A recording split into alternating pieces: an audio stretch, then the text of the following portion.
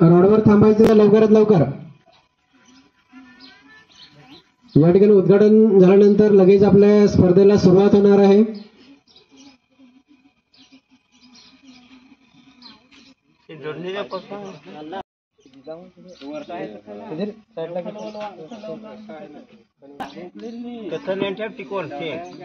खांबाचे लाव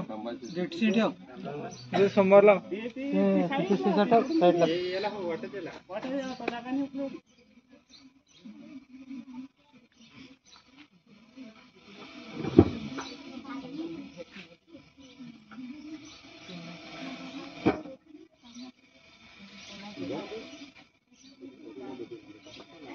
नाव नोंदणी झाली असेल तर बसून घ्यायचे आहे. प्रमोद ते बाजून घे, नाही अप्लाय पण येईल ना.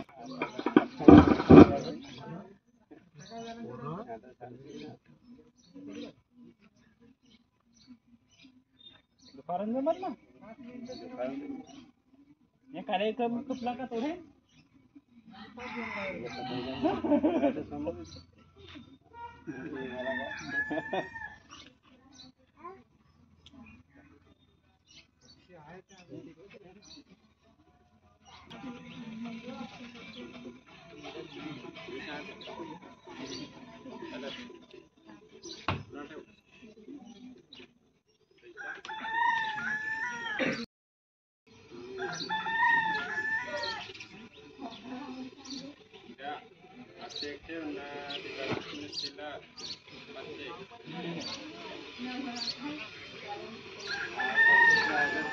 कुत्र्याला पण बसून घे रे.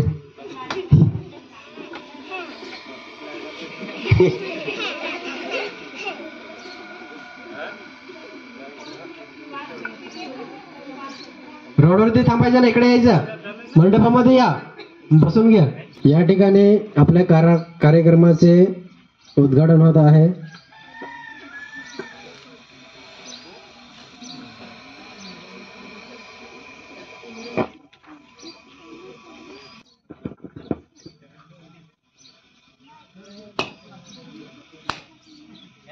टाळ्या वाजवा सर्वांनी.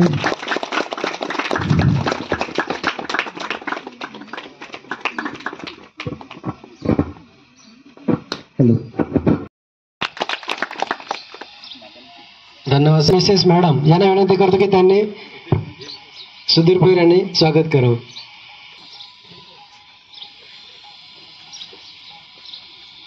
सर्व टाळ्या वाजवायचे. धन्यवाद. बरोबर या ठिकाणी सुधीर भोईर सर आपल्याकडे आहेत, त्यांची सुद्धा मी थोडक्यात माहिती हवी असेल तर ती तुम्ही अगदी सहज मिळवू शकता. तुम्हाला जर कुठे पैसे पाठवायचे असतील तर अगदी सहज पाठवू शकता. तसेच कोणतीही वस्तू मागवायची असेल तर मोबाईलचा वापर करून ती मागवू शकता. सध्याच्या घडीला तुम्हाला कुठे जायचे असेल तर कोणतीही दिशा विचारण्याची गरज नाही. मोबाईल तुम्हाला सध्याच्या ठिकाणापासून ते जाण्याच्या ठिकाणापर्यंतची संपूर्ण माहिती देईल. मोबाईल हा सर्व समस्येवर एक उपाय बनला आहे. मोबाईल नसता तर हे कधीच शक्य झालं नसतं. परंतु मोबाईलची दुसरी बाजू अशी आहे की यामुळे नात्यामध्ये संभ्रम निर्माण होत आहे. नाते तुटत चालली आहेत. दूर राहण्याच्या नातेवाईकांना मोबाईलच्या माध्यमातून सोशल साईटवर लोक एकमेकांना खूप ओळखतात, आवडतात. परंतु समोर आले की कोणती कोणाला ओळखत नाही. आज आपण नातेवाईकांना भेटायला जाण्यापेक्षा मोबाईलला फोनवर वेळ घालवतो. जास्त पसंत करता मोबाईल. इथे जमलेल्या माझ्या छोट्या मोठ्या बालमित्रांनो, आज तुम्हाला मी जागतिक आदिवासी दिन या निमित्त 2 शब्द सांगणार आहे. ते तुम्ही शांतचित्तीने ऐकावे. जंगलाचा मी रहिवासी, नातं माझ्या निसर्गाशी. झाडे वेली पशुपक्षी सारे आहेत माझे मित्र खरे. मंजूळ पावरी वाजे, आम्ही आहोत जंगलाचे राजे. संयुक्त राष्ट्रांच्या संस्थेने 50 वर्ष पूर्ण झाल्यानंतर संयुक्त राष्ट्र संघांचे असे लक्षात आले की 21व्या शतकात म्हणजेच तंत्रज्ञानाच्या संगणकाच्या युगात सुद्धा जगातील वेगवेगळ्या देशांमधील आदिवासी समाज आजही उपेक्षित जीवन जगत आहे. गरिबी, अज्ञान, अयोग्य सुविधांचा अभाव, बेरोजगारी, मजुरी असे अनेक समस्यांनी हा समाज ग्रासलेला आहे. त्यामुळे संयुक्त राष्ट्र संघाने आदिवासी समाजाच्या समस्या सोडवण्यासाठी 1994 पासून 9 ऑगस्ट हा दिवस जागतिक आदिवासी दिवस म्हणून साजरा करण्याची घोषणा केली आहे. तेव्हापासून संपूर्ण जगभरात हा दिवस जागतिक आदिवासी दिन म्हणून मोठ्या उत्साहाने साजरा केला जातो. तसेच उपस्थित माझ्या बालमित्रांनो, आज मी तुम्हाला आदिवासी क्रांतिकारक बिरसा मुंडा यांच्याविषयी काही 2 शब्द सांगणार आहे. तुम्ही शांततेने ऐकावीशी माझी विनंती. आणि मी माझ्या छोट्याशा भाषणाला सुरुवात करतो. 19व्या शतकात महान क्रांतिकारक आदिवासी बिरसा मुंडा यांनी इंग्रजांच्या विरुद्ध उलगलांचा नारा देऊन आदिवासींना संघटित केले. 1894 मध्ये छोट्या नागपूर परिसरातील भीषण दुष्काळ व करमाफी आंदोलन व भरीव कार्य केल्याने लोक बिरसाला धरत्याबा भगवान म्हणू लागले. 1894 साली छोट्या नागपूर भागात स्वराज्य जंगराज्य निर्माण करून आदिवासीमध्ये आत्मसन्मान व विश्वास प्रस्थापित केला.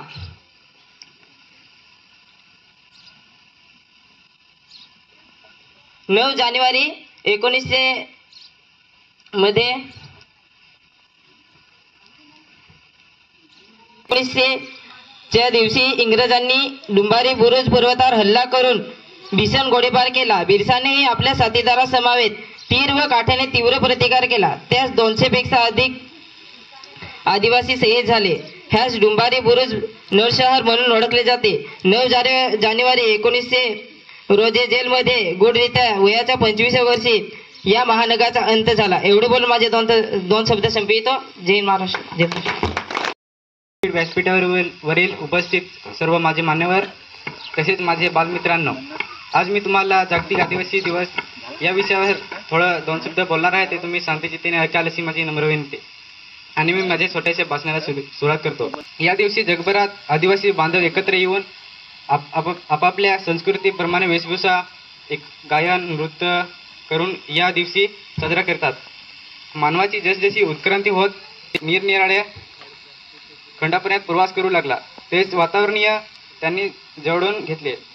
हळूहळू शब्द, बोली आणि रूढी भाषा संवाद अशी उत्क्रांती होत गेली. आजही जगाच्या कानाकोपऱ्यात अनेक आदिम जमाती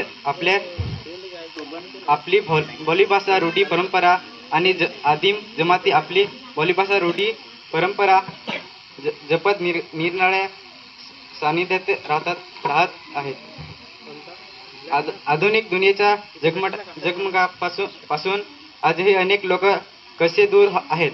अनेक वर्षानंतर संयुक्त राष्ट्रासमोर जी बाब समोर आली ती अतिशय धोकादायक होती. ती बाब म्हणजे जगातील अनेक मूळ निवासी समूहाने निसर्ग जनाचे मोलाचे कार्य केले.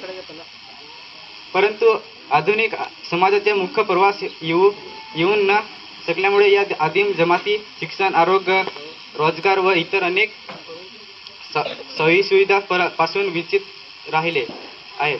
या गोष्टीचे निर्दिन लक्षात घेऊन संयुक्त राष्ट्र संघाने 9 ऑगस्ट 1994 रोजी या दिवशी जागतिक आदिवासी दिवस म्हणजे international day of indigenous people घोषित केला. जय हिंद, जय महाराष्ट्र. इथे जमलेले पालक सभा, आज तुम्हाला सावित्रीबाईंबद्दल 2 शब्द सांगत आहे. ते तुम्ही शांतचित्ताने ऐकाल अशी आशा बाळगते. छोट्याशा भाषणाला सुरुवात करते.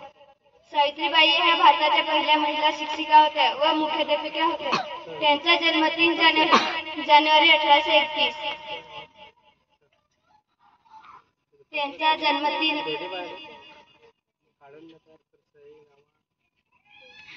त्यांचा विवाह 13व्या वर्षी झाला. ज्योतिराव फुले यांच्याशी झाला. ज्योतिराव फुले यांनी सावित्रीबाईंना लिहायला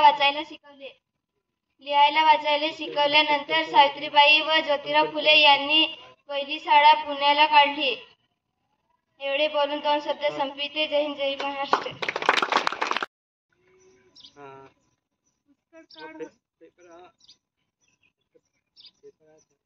पुन्हा एकदा आईसाठी पेटवा मसाल, पेटवा मसाल.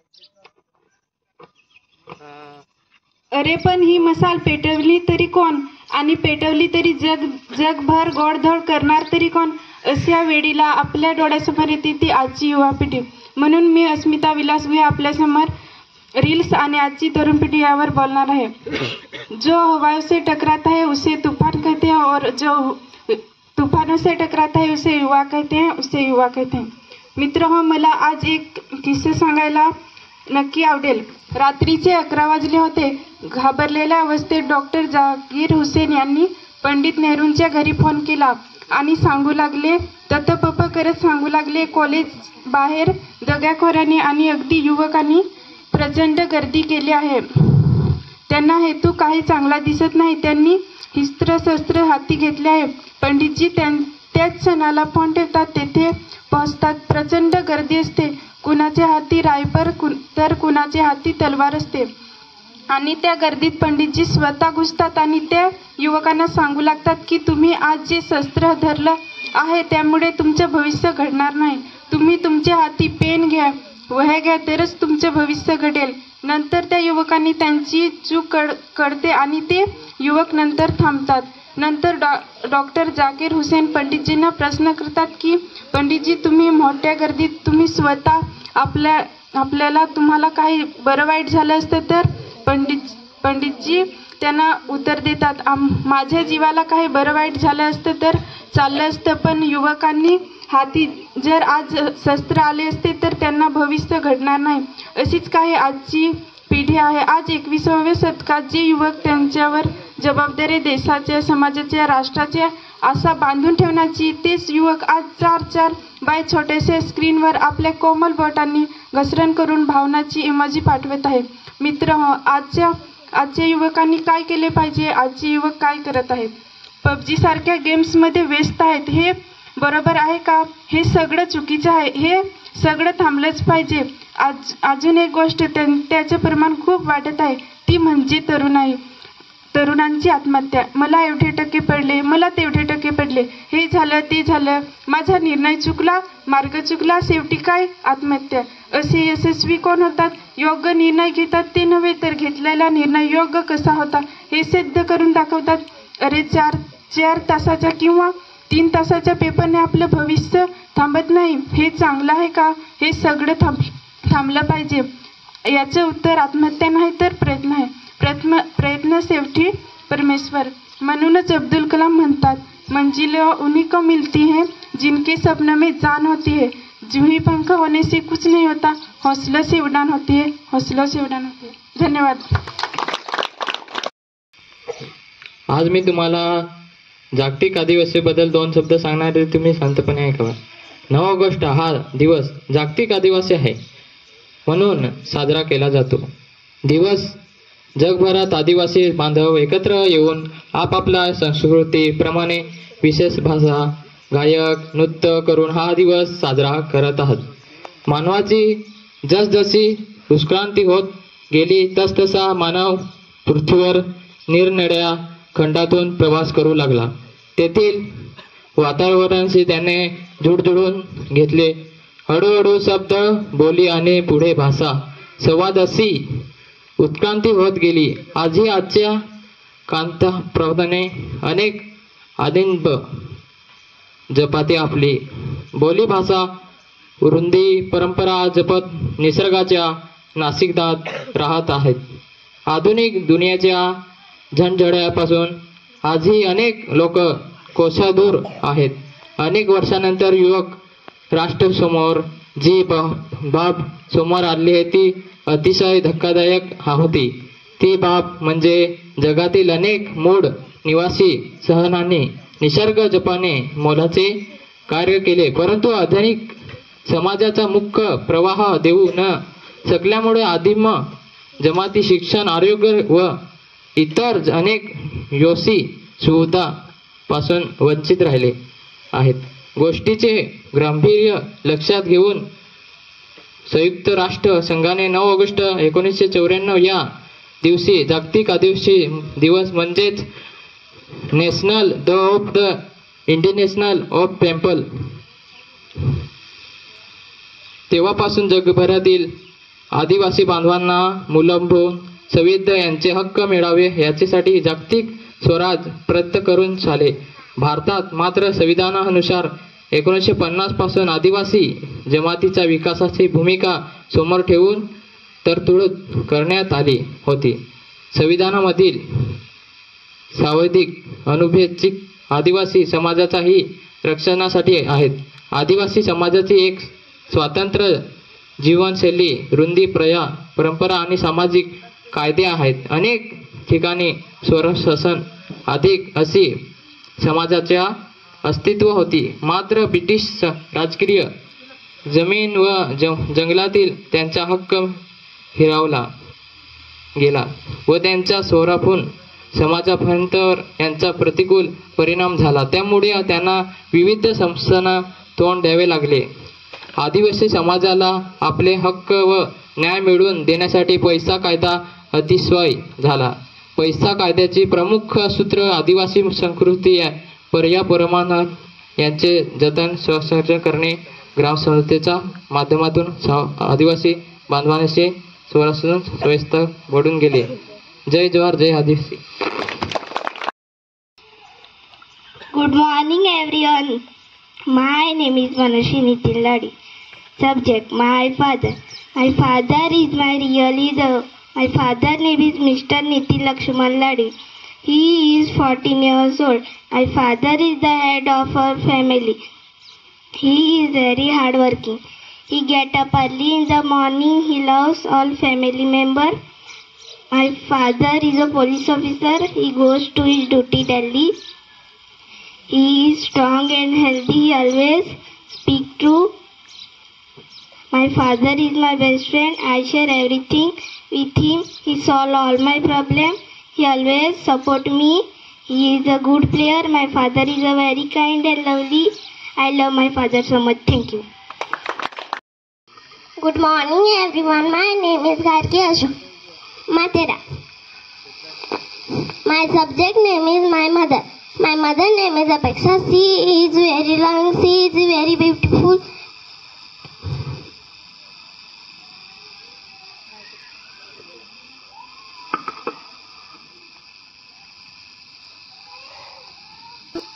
My role model. She is a cook my favorite food. Thank you. नाव सांग. नाव अंकित अविनाश भोई. चालत कुठं? आंबिवली डोंगरीपाटा. कितवीला आहेस? तिसरी. सर, दिवाळीच्या हार्दिक शुभेच्छा सांग. दिवाळीच्या हार्दिक शुभेच्छा. थँक्यू सांग. थँक्यू. माझे नाव आहे सोनाली प्रकाश सारखे. इयत्ता तिसरी. सुभाष.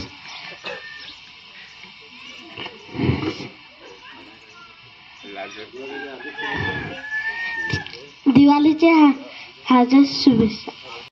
नाव सुतीक्षा सचिन गुहे. शाळेचे नाव शासकीय माध्यमिक आश्रम शाळा वसे. इयत्ता चौथी.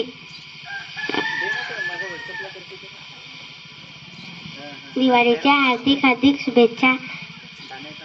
थँक्यू. अपेक्षा दीपक सातवी. इयत्ता चौथी. शाळेचे नाव दीपक शाळा आंबिवली. दिवाळीच्या खूप खूप हार्दिक शुभेच्छा. थँक्यू. माझे नाव अर्पिता दीपक सातवी. इयत्ता दुसरी. शाळेचे नाव दीपक शाळा आंबिवली. दिवाळीच्या खूप खूप हार्दिक शुभेच्छा. थँक्यू. नाव आहे अक्षदा अजित कणमोडा. शाळेचं नाव सांग. माझे शाळेचे नाव आहे दीपक शाळा आंबिवली. कितवीला आहे? इयत्ता चौथी. दिवाळीच्या हार्दिक शुभेच्छा. थँक्यू.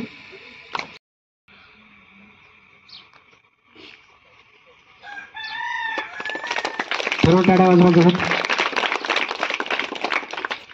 धन्यवाद. आसन करा. होतच पुढे रे. हाव. माझे नाव साहिल किशोर समान. इयत्ता 3री शिकत आहो. शाळेचे नाव शासकीय माध्यमिक आश्रम शाळा उर्से.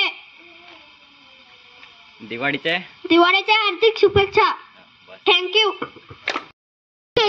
संदीप राणा आंबिवली खडकीपर. माझे नाव युवराज शिरुलगे. माझ्या शाळेचे नाव शासकीय माध्यमिक आश्रम शाळा उर्से. इयत्ता 7वी मध्ये शिकत आहेत. माझ्या गावाचे नाव आंबिवली खडकीपाडा उर्से. व्यासपीठावर उपस्थित मान्यवर तसेच बालमित्रांनो, आज मी तुम्हाला मोबाईल नसला तर या विषयावर छोटंसं भाषण बोलणार आहे. ते तुम्ही शांत चित्तीने ऐकाल अशी माझी नम्र विनंती. आजचे युग हे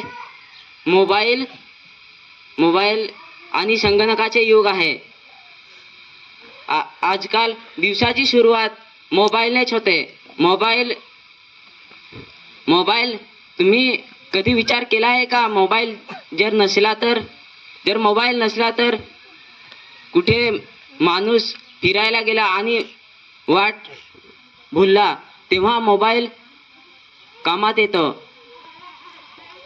आपण जर भुललो तेव्हा मोबाईल मध्ये लगेच जातो गुगल मॅपवर आणि आपल्याला गुगल मॅप वाट दाखवतो. अजून आपण जर जास्तीच मोबाईल बघितला तर आपले डोकेदुखी, डोळेदुखी असे समस्या समोर येतात.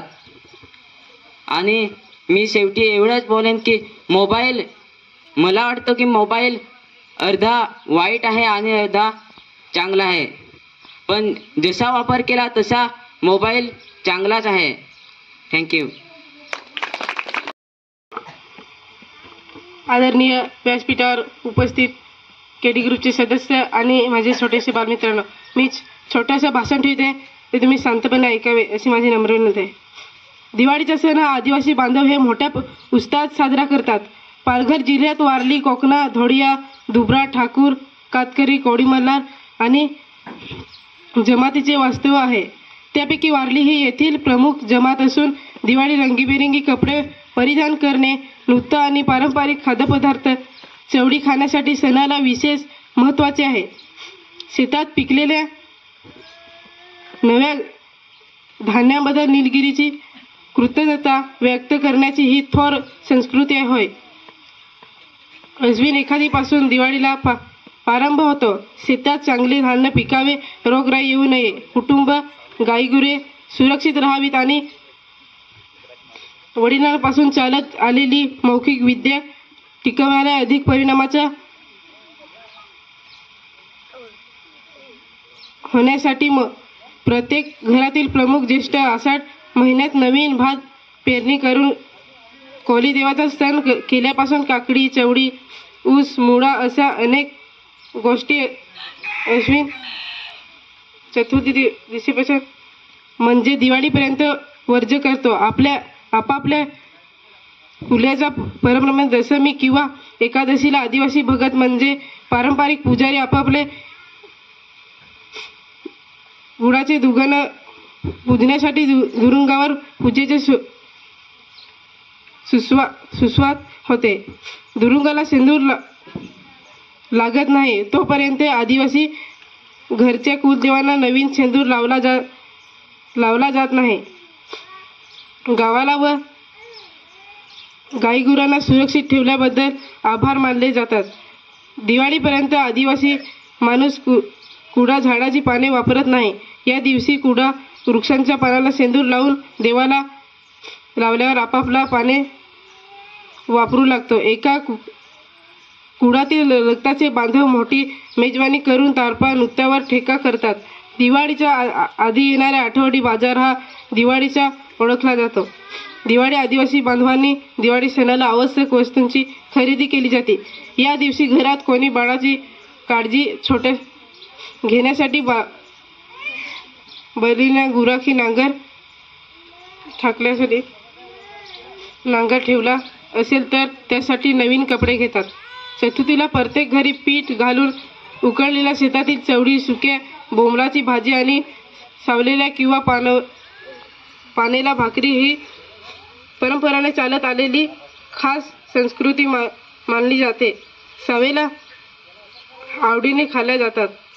यासाठी काकडी ही किसून तांदूळात पिण्यात कालवली जाते.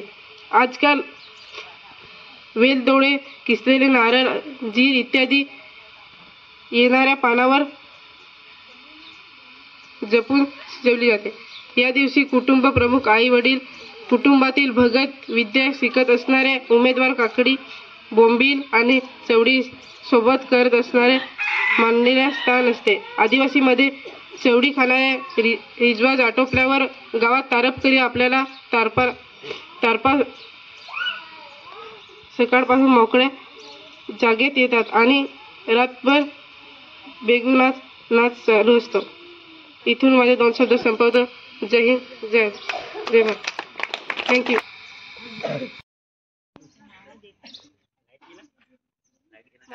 माझे नाव सोनू राजू भेट. आज मी तुम्हाला सांगणार आहे जागतिक आदिवासी दिवस याविषयी 2 शब्द सांगणार आहे. ते तुम्ही शांतपणे ऐकावे असे माझे विनंती. जंगलाला मी रहिवासी, नात माझे निसर्ग, झाडे, वेली, पशु पक्षी सारे आहेत. माझे मित्र खरे मजूर पावेरी वाजे. आम्ही आहोत जंगलाचे राजे. नमस्कार मित्रांनो, जागतिक आदिवासी दिन. सर्वप्रथम माझ्याकडून सर्वांना आदिवासी बांधवांना हार्दिक शुभेच्छा. एवढ्या बोलून मी 2 शब्द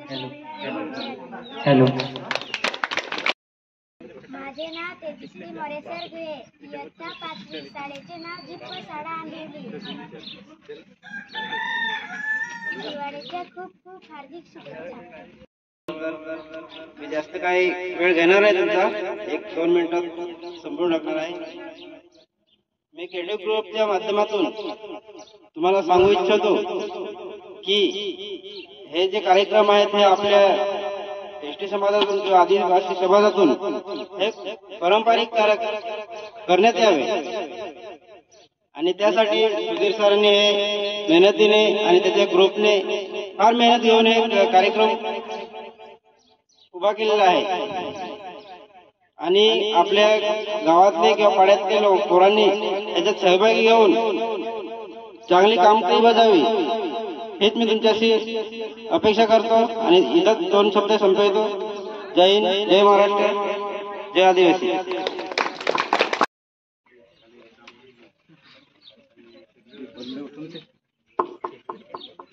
माझे नाव संस्कृती संतोष साखरी.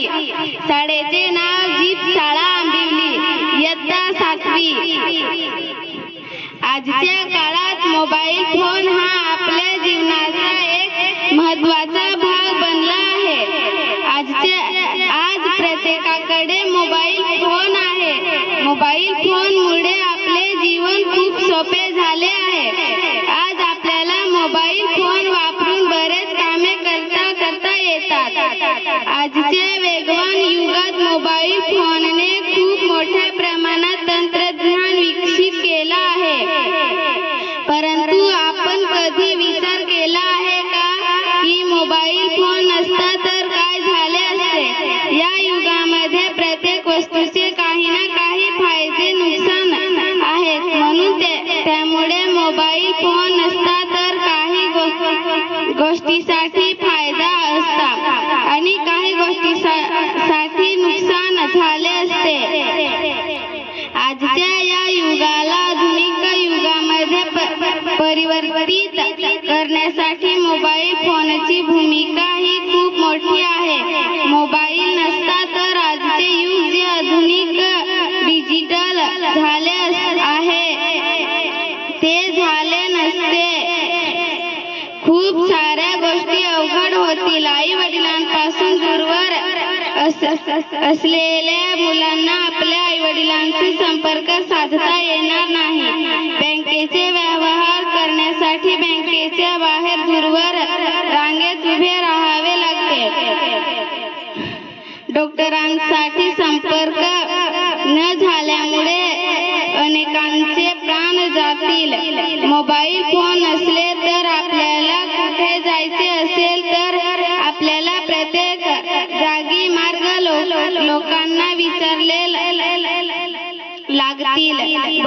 विद्यार्थी इंटरनेटचा वापर करून मोबाईलवरून शिक्षण घेत होते, ते आता मोबाईल नसल्यामुळे बंद होतील. ऑनलाईन शॉपिंग करता येणार नाही. एकमेकांशी संवाद साधण्यासाठी पत्रव्यवहाराचा उपयोग करावा लागेल. त्यामुळे पत्र विभागात अधिक प्रमाणात कामे वाढेल. आपल्या परिवारातील एखादी व्यक्ती घराच्या बाहेर गेलेली असेल तर त्या व्यक्तीचा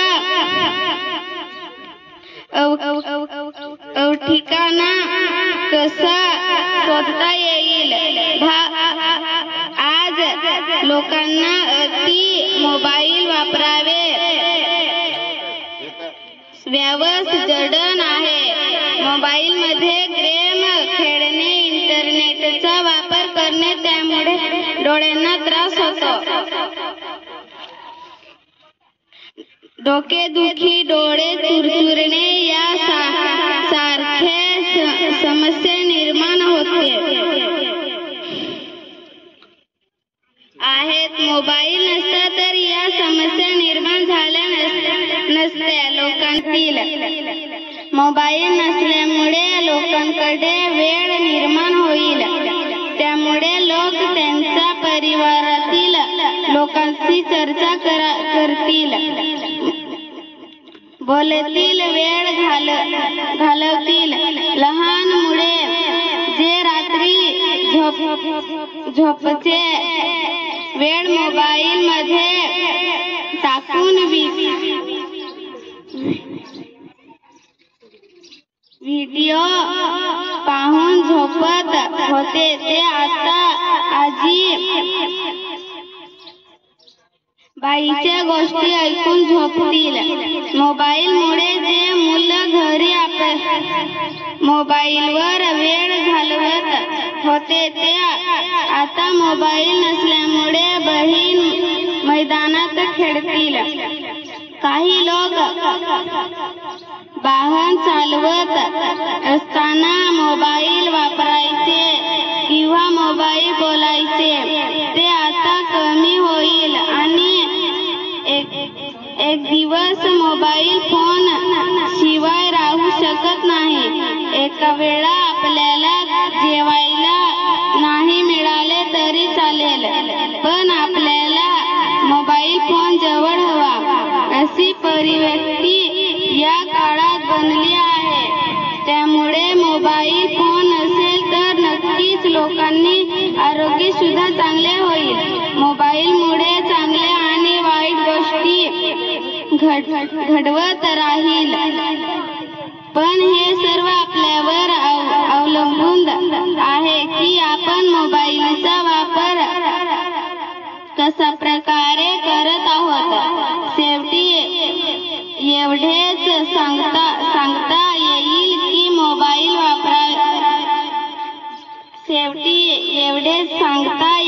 की मोबाईल वापरायचे फायदे तर आहेत, परंतु याचे नाम देखील मोठ्या प्रमाणात आहेत. म्हणून मोबाईलचा कामापुरता व योग्य पद्धतीने वापर करायला हवा. माझे नाव सोनाली संजय भैर, इयत्ता 8वी. माझ्याकडून दिवाळीच्या खूप खूप शुभेच्छा.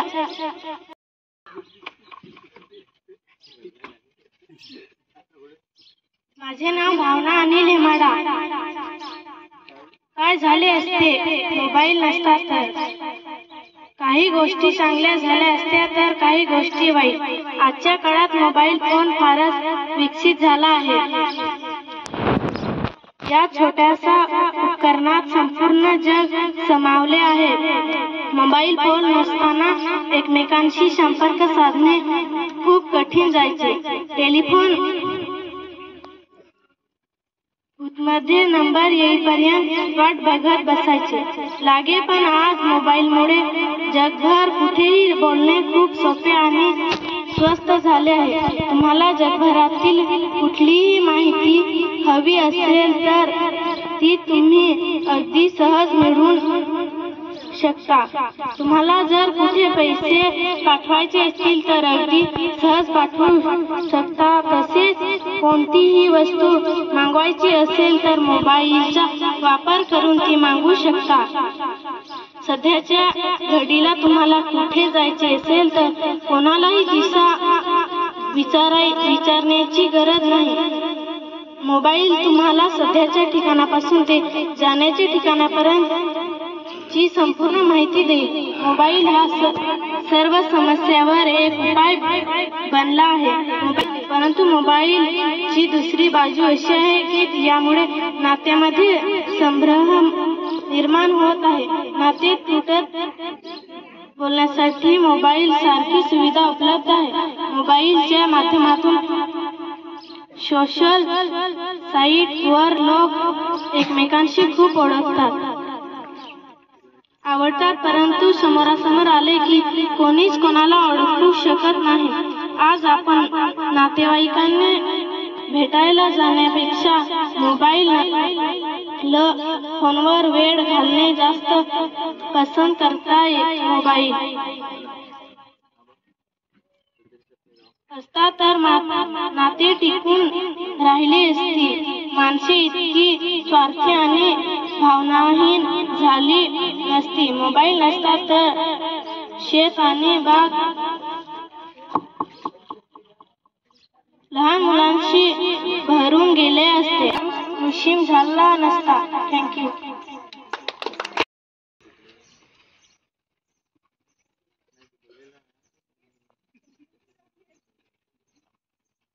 किती गेले किती उडून गेले भरारा. संपला नाही अन्न संपणार नाही माझ्या भीमाचा दरारा. सन्माननीय व्यासपीठावरील मान्यवर वंदनीय गुरुजन वर्ग व येथे जमलेले उपस्थित माझ्या मित्रमैत्रिणींनो, सर्वप्रथम माझा नमस्कार. आज मी आपल्यासमोर भारतरत्न डॉक्टर बाबासाहेब आंबेडकर यांच्या यशोगाथा सांगण्याची उभी आहे. डॉक्टर बाबासाहेब आंबेडकर हे भारतीय राज्यघटनेचे शिल्पकार तसेच स्वतंत्र भारताचे पहिले कायदामंत्री होते. त्यांचा जन्म 14 एप्रिल 1891 मध्ये मध्य प्रदेशात महू या गावी झाला. त्यांच्या वडिलांचे नाव समजीत सपडाई आणि आईचे नाव भीमबाई असे होते. डॉक्टर बाबासाहेब आंबेडकर लहानपणापासून अत्यंत हुशार व महत्वाकांक्षी विचारांचे होते.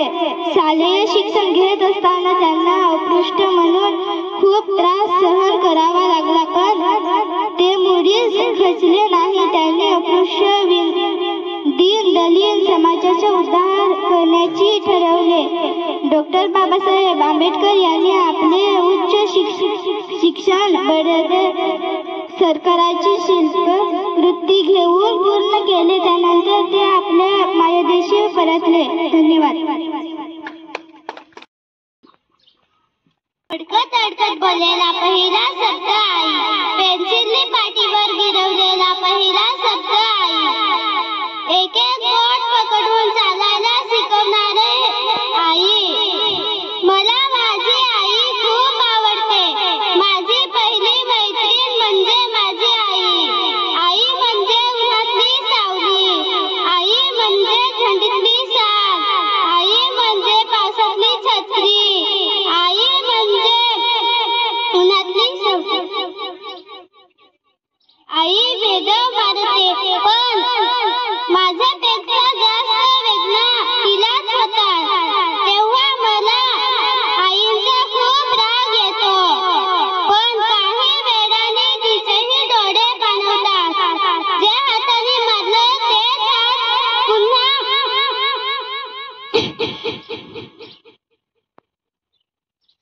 आई नंतर आपल्याला प्रेमाने समजवते.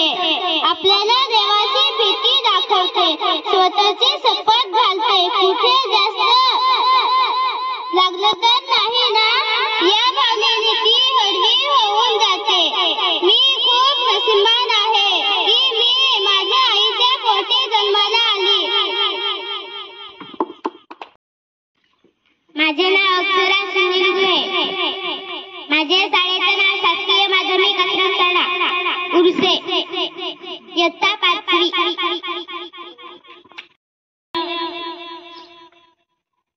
आदरणीय उपस्थित सर्व मान्यवर तसेच माझे बालमित्रांनो, आज मी तुम्हाला वाढवण बंदरामुळे होणारे फायदे आणि तोटे सांगणार आहे. ते तुम्ही शांततेने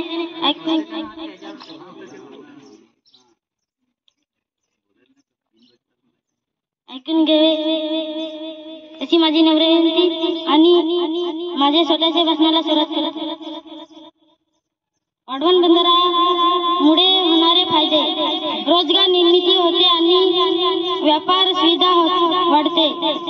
दुसरा, पायाभूत सुविधांचा विकास होतो. तिसरा, आर्थिक वाढ होऊन आर्थिक विकासाला चालना मिळते.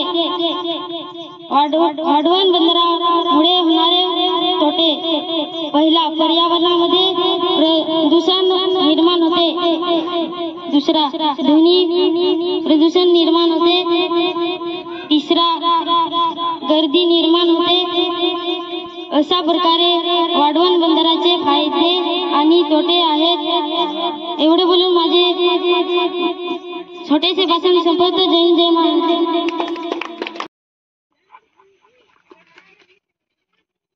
माझे नाव परवीन रविदास भोईर, शाळेचे नाव शासकीय माध्यमिक आश्रम शाळा उर्से इयत्ता 8वी. मी बिरसा मुंडाबद्दल 2 शब्द बोलणार आहे. ते तुम्ही शांततेने ऐकावे अशी माझी नम्र विनंती. 19व्या शतकात महान क्रांतिकारक बिरसा मुंडा यांनी इंग्रजांविरुद्ध उर्गांचा नारा देऊन आदिवासींना संघटित केले. 1894 साली छोटा नागपूर परिसरातील दुष्काळ कर माफी आंदोलन व भरीव कार्य केल्याने लोक बिरसाला धरती आंबा भगवान म्हणू लागले. 1898 मध्ये छोटा नागपूर भागात स्वराज्य जंगलराज्य निर्माण करून आदिवासीमध्ये आत्मसन्मानाचा व विश्वास प्रस्थापित केले. 9 जानेवारी 19 च्या दिवशी इंग्रजांनी डुंबारी बुरुज पर्वतावर हल्ला करून भीषण गोळीबार केले. बिरसाने आपल्या साथीदारासमवेत तीर कामठ्यांनी तीव्र प्रतिकार केला. त्यात 200 पेक्षा जास्त आदिवासी शहीद झाले. ह्या डुंबारी बुरुज नरसंहार म्हणून ओळखले जाते. 9 जून 19 रोजी जेलमध्ये गुढीच्या वयाच्या 25व्या वर्षी महानकाचा अंत झाला. एवढे भरून माझे 2 शब्द संपित आहे. माझे नाव साहिल अनिल विघ्ने, मी इयत्ता 7वीत शिकत आहे. माझे शाळेचे नाव शासकीय माध्यमिक आश्रम शाळा उर्से. तुम्हाला दिवाळीच्या हार्दिक शुभेच्छा. एवढे बोलून मी माझे 2 शब्द संपवितो. किशोर सन्मान इयत्ता 5वी. शाळेचे नाव शासकीय माध्यमिक आश्रम शाळा उर्से. दिवाळीच्या हार्दिक शुभेच्छा. सांग ना, सांग ना एकदा. सांग. फोटो पडाय.